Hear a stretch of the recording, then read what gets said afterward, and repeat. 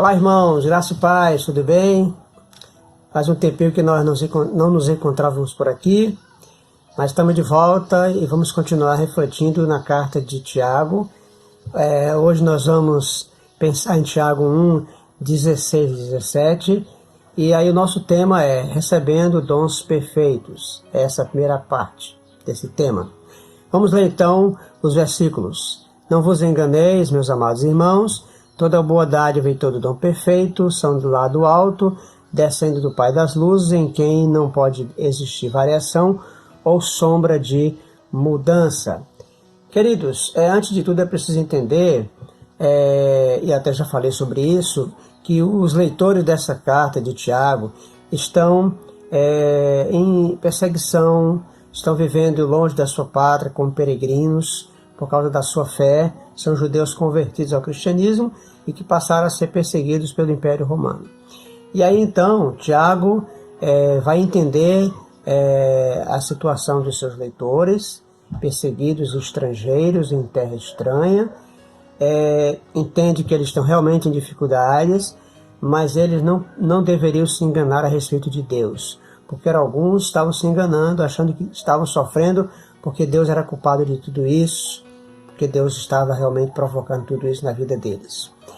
Então, temos que entender algumas coisas com relação a Deus, ao caráter dele, à sua bondade. Primeira coisa é que Deus não manda tristeza e pesares para nós, seus filhos, para que nos afastemos dele. Então não faz a gente sofrer para depois a gente dizer, não, Deus é culpado, a gente vai deixar ele de mão. Não é esse o objetivo, né? E Deus nos dá adversidades para que possamos vir até ele e buscá-lo, buscar socorro, buscar com confiança plena nele, né? Vir para ele para buscar dele o socorro. Então isso faz parte desse contexto, ou dos contextos de dificuldades e adversidades que passamos. Também temos que entender que Deus não tem trazido algo de ruim para nós, como se ele fosse um Deus mau, né?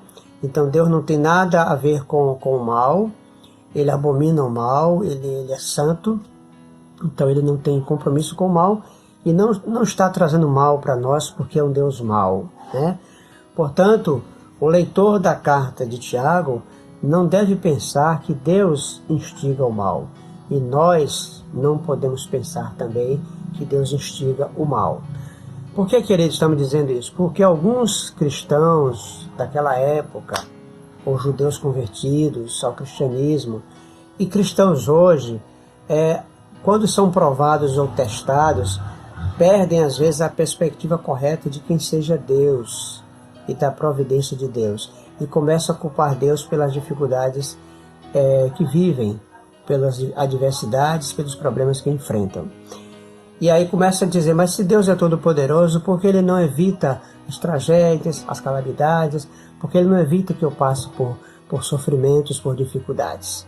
Aí onde está o problema? A gente é pecador, vivemos um mundo de pecados, de decadência, e nós passamos por essas dificuldades por conta da nossa estrutura pecaminosa, mas é preciso a gente confiar em Deus, acreditar que Ele está do nosso lado, que Ele quer nos abençoar, Ele é a nossa força, nosso refúgio, nosso socorro bem presente em todas as tribulações.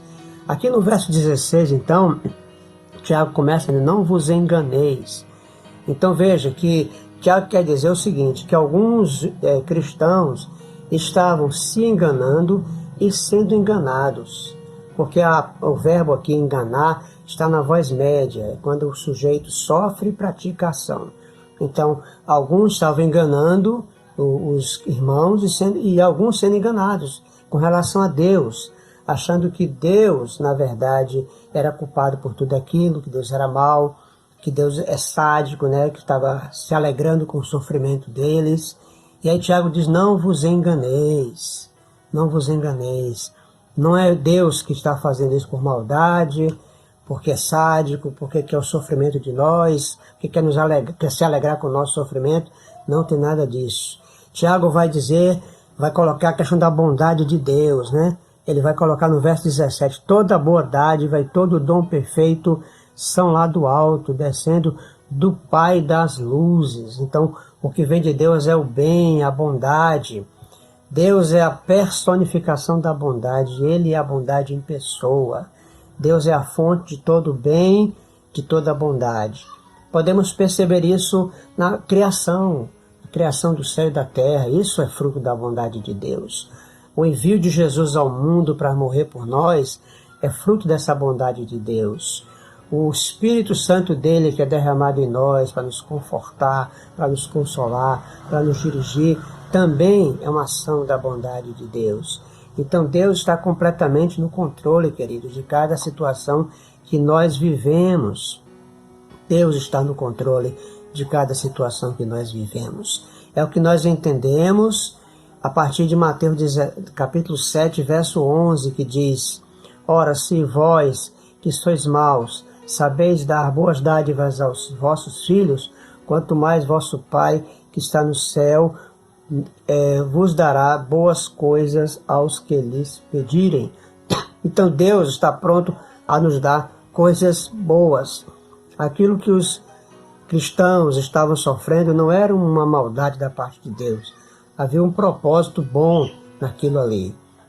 Deus nos traz coisas que para nós são difíceis, mas para trazer benefícios, enriquecimento para nossas vidas espirituais. Então, queridos, é preciso entender que Deus é bom, que a bondade está com Deus, que Ele é a bondade em pessoa. E Tiago queria também que os leitores entendessem sobre o caráter de Deus, que dádivas perfeitas vêm de Deus, vem do Pai das luzes. Toda dádiva perfeita vem do alto do Pai das luzes. Então, em Deus, no seu caráter está a bondade, está a luz. Ele é o Pai das luzes. Então o Pai das luzes não pode trazer maldade para nós. E Tiago vai encorajar os leitores, os leitores dele, a olharem para o alto. O Pai está no alto. O Pai está no alto, é o Pai das luzes. Então Tiago está levando os seus leitores a olharem para o alto. E nós também podemos olhar para o alto e dizer que o Senhor está a nos contemplar e nos socorrer em nossas dificuldades. E finalmente, no verso 16 também, Tiago usa a expressão amados irmãos, amados, que vem da palavra grega agapetos, ágape, aqui agapetoi, amados. Então eles são pessoas amadas, são pessoas queridas do Tiago, da comunidade, e eles não estavam sozinhos, Então, queridos, esse é o recado que nós temos aqui, que Deus é o Deus das luzes, é o Deus de todo bem, toda a bondade, tudo aquilo que nós sofremos, dificuldades que passamos, não é porque Deus quer nos fazer sofrer, não é porque Deus é sádico e se alegra com o nosso sofrimento. Ele quer que a gente, diante das dificuldades, possamos buscá-lo, buscar socorro nele com confiança, e ele estará pronto a nos abençoar. Repetindo aquilo que Mateus diz no capítulo 7, verso 11, que os homens que são maus dão coisas boas aos seus filhos, muito mais Deus, que dará coisas boas para nós. Que Deus possa te abençoar, que você tenha um excelente dia em nome de Jesus.